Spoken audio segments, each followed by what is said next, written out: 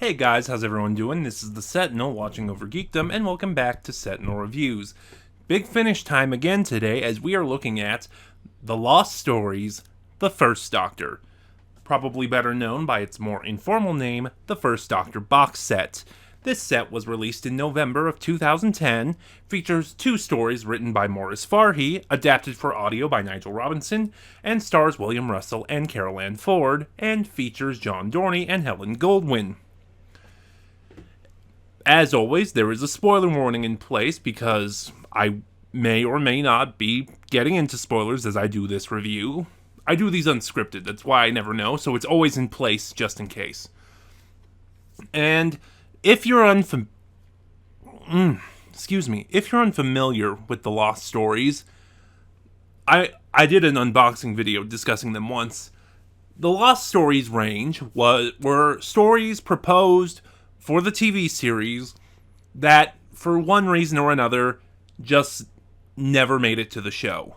A couple famous examples include Season 27, which would have been a fourth season starring Sylvester McCoy as the Seventh Doctor, had Doctor Who not been cancelled with Season 26. The original Season 23, after Colin Baker's first season, scripts were already being written and put into production for Season 23 when the BBC canceled the show and put it on hiatus. And it was only brought back through fan intervention, and in that time, the original Season 23 was dropped and replaced in favor of Trial of a Time Lord. And this one hasn't been adapted, but Genesis of the Cybermen. This would have been a follow-up. This was going to be a Fifth Doctor story that was a follow-up to Genesis of the Daleks with the same premise. Doctor finds himself back in time witnessing the creation of his iconic foe. Now, like I said, the original Genesis of the Cybermen was never made, and instead, Big Finish made its own version, Spare Parts. And I guess this is relevant because this year, Big Finish has announced they are briefly reviving the Lost Stories range to do two more Lost Stories, a fifth and sixth Doctor Lost story. Which I'm kind of glad. I do hope we see more Lost Stories because, well, that can't be all of them. Which, I mean, I understand why this range kind of stopped because they did them all, but there's gotta be more, right? Like, now that we have Tim Treloar and sort of a full cast, there's weird rights issues with the Brigadier, and I'm going to leave it there for simplicity's sake. Is there more Third Doctor Lost Stories than just the Mega? Or, now that he's kind of doing Big Finish, and, amidst his busy schedule, are there any 10th Doctor Lost Stories? So yeah, that was a bit of a tangent on what the Lost Stories range is, basically, and so let's just jump right into the review. And this set opens with Farewell Great Macedon. Okay, post-production on this is going to be interesting because as part of this box set, there are 3 different cases for Farewell Great Macedons, and I don't know how I'm going to display it, so yeah, I'm going to surprise myself even. Anyway, Farewell Great Macedon features the TARDIS team, the Doctor, the First Doctor, Ian, Susan, and Barbara, arriving in the Hanging Gardens of Babylon and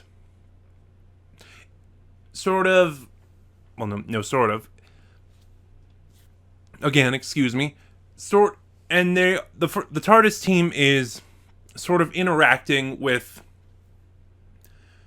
or experiencing, that's a better word, the final weeks of the reign of Alexander the Great, leading up to his death. Now, when I was looking at this online, they said that this story was dropped in favor of Marco Polo, which is inaccurate. When he was writing this story, Marco Polo was airing. Or it was in production. I know TV was done different back then, and Yeah, I know TV was done different back then. What I'm trying to say is I don't know at what point in production slash airing this story of Marco Polo this story was written. But yeah, saying that this story was dropped in favor of Marco Polo is inaccurate. Although it does have some similarities to Marco Polo. But yeah, I'm just gonna go right on and say it. This story is a masterpiece. Like, even before I heard these, even before I decided to get this, all I've ever heard about this is what a masterpiece this story is. It's it's often considered one of the best titles Big Finish has ever put out, and I should have reversed that order. Oh well, it's often considered one of the best first Doctor stories Big Finish has ever put out, and one of the best titles Big Finish has ever put out, period. Which, I have to say, yeah, this story rightfully deserves that title. It's 6 parts. Yeah, this box set is, as I said, 2 stories adapted by Morris Farhi. This one, which is 6 parts, and then a 1-part story, which I'll talk about later. Oh, shoot, I forgot. This story is also directed by Lisa Bowerman, who, as far as I know, she's one of the co-founders of Big Finish. She's been there since the beginning. She plays Bernice Summerfield, and she often directs the companion chronicles and short trips. Has she done any of the full cast ranges? I don't know. Not important. But anyway. And yeah, originally I was kind of hesitant to get into this because of the format, it was... And it's weird because the format isn't any one thing specifically, it's sort of a full cast, but it's not. It's sort of a companion chronicle, but it's not. It's sort of an audiobook, but it's not. And so basically you have everything divvied up between William Russell, Carol Ann Ford, and John Dorney. And the performances from all 3 of them are spectacular. William Russell does half the work, and Carol Ann Ford does half the work, while John Dorney just plays Alexander the Great. And it is a fantastic performance. There's not really much more to say than it's just absolutely phenomenal. As I discuss the story a little more, I'll try to talk about it, but yeah, no. Dorney just sells the role 100%. And it's interesting. I'm trying to figure out how to discuss the format of this story. I guess more than anything, it's kind of an audiobook told between William Russell and Carol Ann Ford. You have them playing about half the roles each. William Russell narrates half the story. He plays his role of Eden. He plays his role of Ian.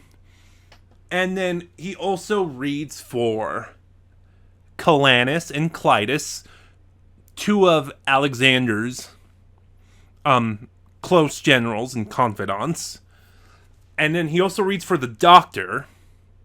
For the most part, there's 1 or 2 instances where it's Carol. And then he also reads for Seleucus and Antipater, who are 2 of the main antagonists of this story. And then on the other hand, you have Carol Ann Ford, who is playing her role of Susan. She's also playing Barbara. She's playing Hephaestion, another close confidant of and friend of Alexander's, and she's playing,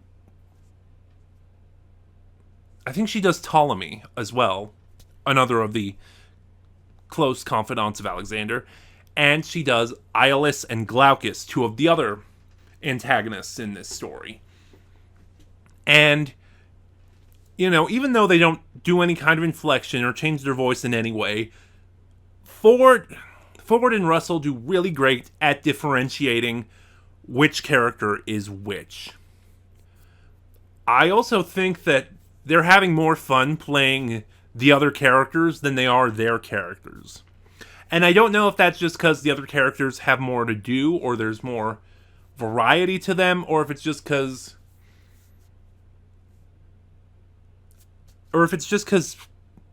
Ian and Susan, by comparison, just don't have that much to do.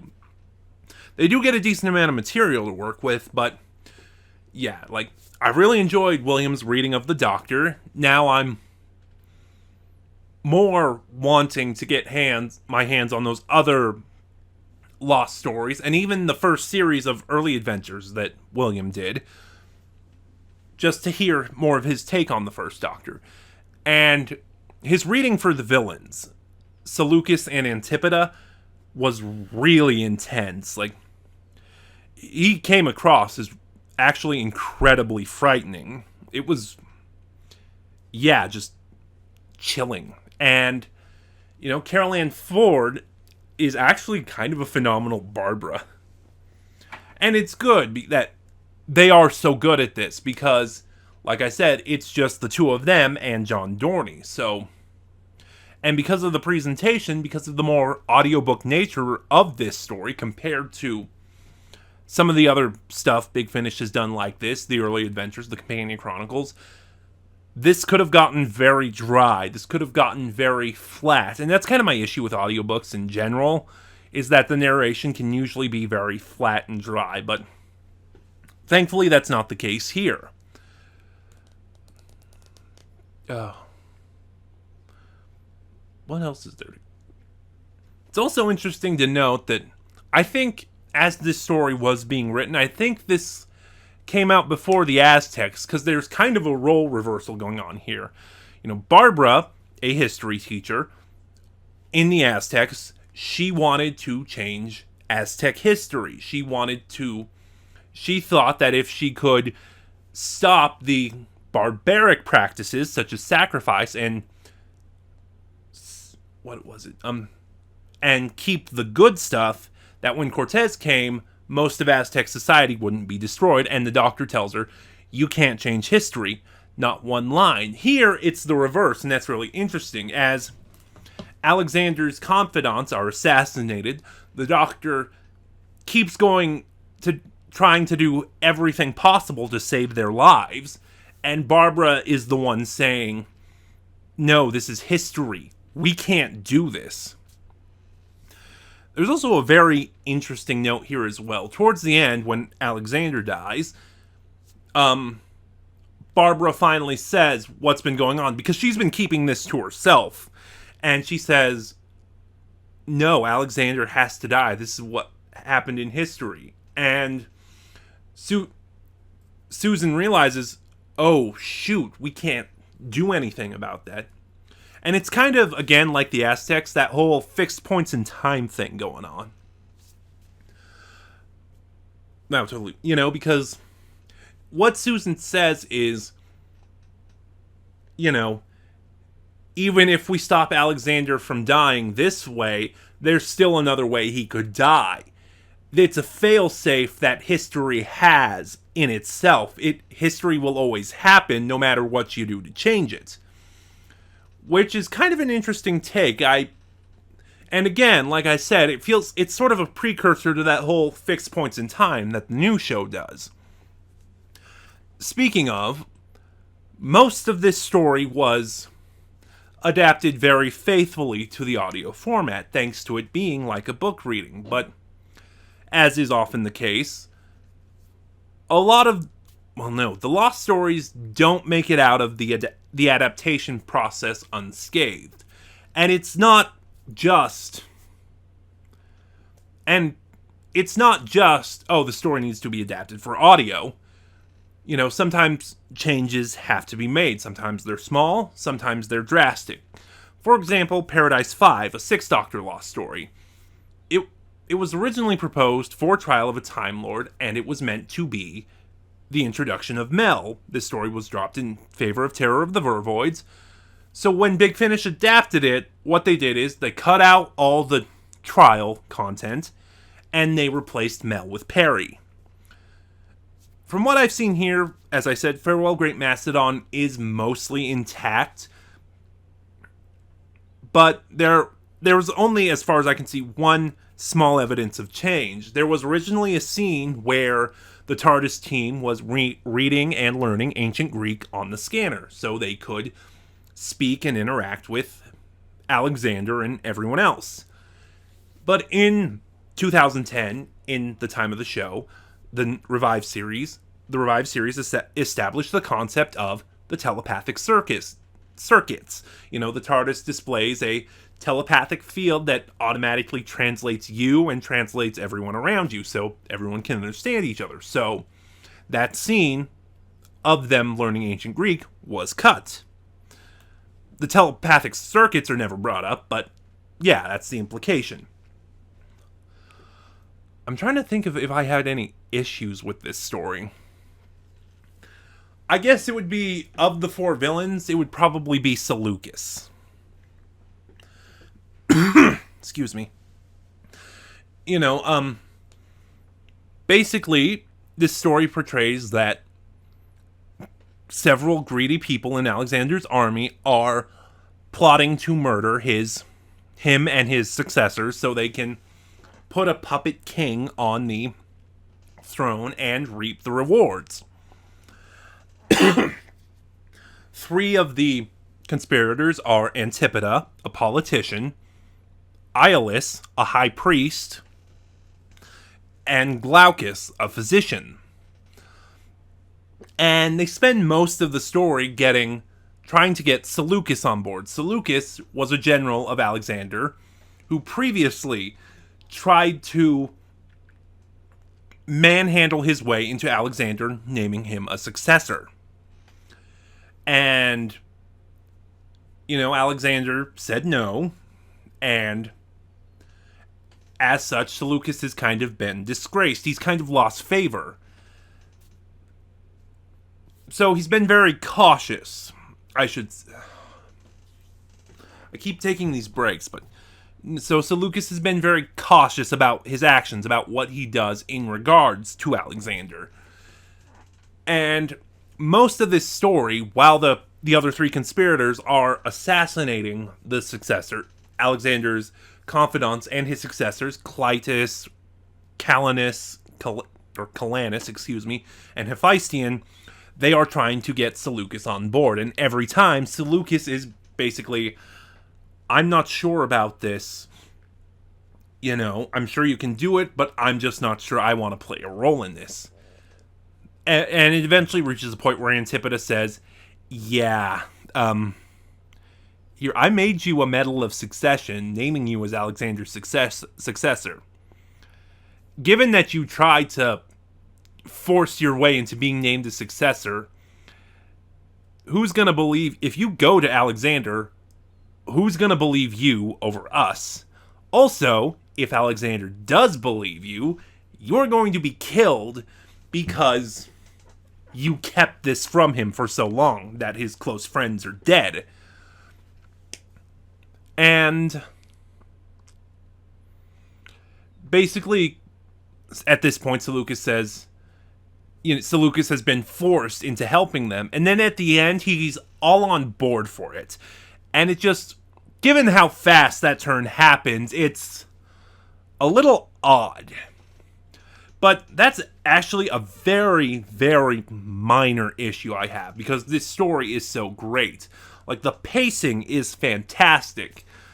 A lot of my issues with the First Doctor stories is how slow they move, or how slow they take to get going. And that's not a bash on the First Doctor era. That's just how TV in the 60s was done. So, you know, and thankfully as I watch more and more Classic Who, it's an issue I have less and less problems with. But, no, yeah, from this story just hits the ground and it takes off running. And there are so many wonderfully done, fantastic scenes. The music is great. I've been going on about this for 15 minutes, so there's nothing really more to praise about it. I'm going to give Farewell Great Mastodon, I know I don't usually rate box sets, but I'm going to give Farewell Great Mastodon a perfect 10, because like I said, that issue I have with one character, one of the villains, it's not enough to bring down how phenomenal this story is. And we're back, and the final story of the First Doctor box set is The Fragile Yellow Arc of Fragrance. This story is set on an alien world known as Fragrance, and as the TARDIS crew is getting ready to leave, one of the inhabitants has fallen in love with Barbara. So this story is kind of interesting because unlike all the other Lost stories, this one was not meant to be made for TV. This one was not meant for the show. So what happened is Morris Farhi, who again wrote both these stories, he went to David Whitaker, who at the time was the head scriptwriter, or head lead editor, or... But little crash course. Back in the days of Classic Who, there was not a showrunner, per se. There was a close... no, let me say this. So, Russell T Davies, Stephen Moffat, Chris Chibnall. In the days of Classic Who, showrunner was two positions. There was the executive producer and the head writer, or lead editor. I really should have researched, but like John Nathan Turner and Eric Sayward, or John Nathan Turner and Andrew Cartmel, or Graham Harper and Douglas Adams. At the time of the beginning of the Hartnell era, it was Verity Lambert and David Whitaker. So Morris Farhi went to David Whitaker and said, "Hey, I'm a writer. Do you have anything I could write for? Can I write for your show?" And David Whitaker said, "Maybe. Give me a sample of your work." So he wrote The Fragile Yellow Arc of Fate. Farhi wrote The Fragile Yellow Arc of Fragrance as a proof of concept. It's basically a sample. And he liked it so much he was brought on, and then he wrote Farewell Great Macedon, which was not picked up for the series. Now that I think about it, I don't even remember why it wasn't picked up. So yeah, no, so basically this was not a full story, and it kind of shows. Because for one thing, this is starting at the end of the adventure, basically. The TARDIS team had their adventure, and now they're getting ready to leave. And you have a couple of scenes.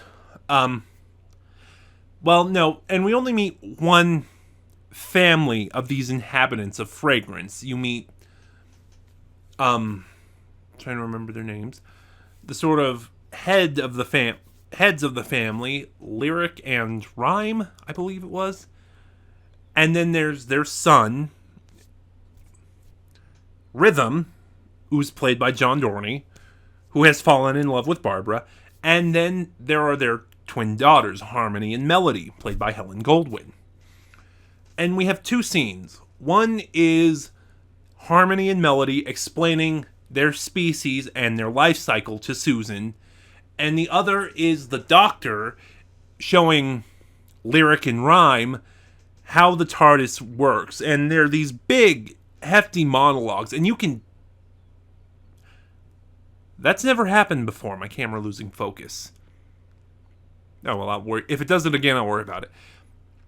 Anyway, in these two scenes, you have these big, hefty monologues of just exposition. Harmony and Melody are explaining their life cycles, how it's done in 2 stages, opposed to the humans' 3 stages, childhood, adolescence, adulthood. And then you have the Doctor explaining to Lyric and Rhyme how the TARDIS works quite intricately, and it's very obvious that this is just padding. And yeah, because there is not a lot to say to this story, and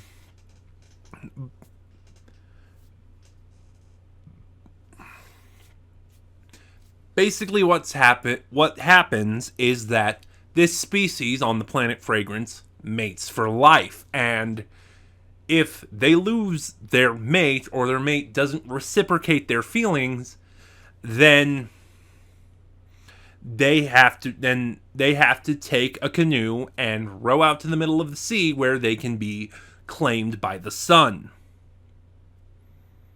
And what's happened is John Dorney's character, Rhythm, has fallen in love with Barbara, but Barbara does not reciprocate his feelings. And the rest of Rhythm's family has decided that Barbara needs to stay here. We're going to hold her prisoner so we don't lose our son/brother. And yeah, again, this story is only one part, so which makes it weird just how padded it is. And I do think it kind of sours the first Doctor a little bit because, considering we just had Farewell Great Macedon, where he pretty much, up until the end, said, damn history, I'm going to try and save these people's lives. And then, we have the Fragile Yellow Arc of Fragrance, where, they have someone who, there is a character who is choosing to die, and Barbara wants to leave the TARDIS to see if there's a way to save him, and the Doctor just dematerializes. And it's like, and it's very much, oops, did I do that? It kind of sours the first Doctor a little, but what else? Here's the thing, this is such a light story. There's not really that much to say about it. I think, and basically it ends with Dorney's character being swallowed by the sun, which, okay, there we go. That gives me something to say. Because of the narration by William Russell and Carol Ann Ford, while this story is very light on events and dialogue for that matter, the world building here is really beautiful. The people of Fragrance are explained wonderfully. The world is done really well, and the description of events are even really graphic. But I don't mean that in gory. I mean that as intricate. They leave no detail unsaid. So, basically in conclusion, because I got nothing else, The Fragile Yellow Arc of Fragrance is a light story. It's a little light on plot, but it's got some really good world building and fascinating... Jeez, I picked the wrong time to do this. And it's got some nice world building and fascinating concepts. So for that, I'm going to give it a 6 out of 10. And obviously from there, you know what the rankings for this box set are. Farewell Great Macedon and then The Fragile Yellow Arc of Fragrance. But that's just my thoughts on the first Doctor box set. What were yours? Please start a conversation in the comments below.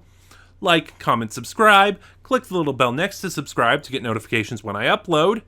And in the description box below, you'll find the link to my Ko-fi where you can support the channel. And you'll find the link to my Twitter where you can follow me and get updates on the channel. This is the Sentinel watching over Geekdom, and I'll see you guys next time.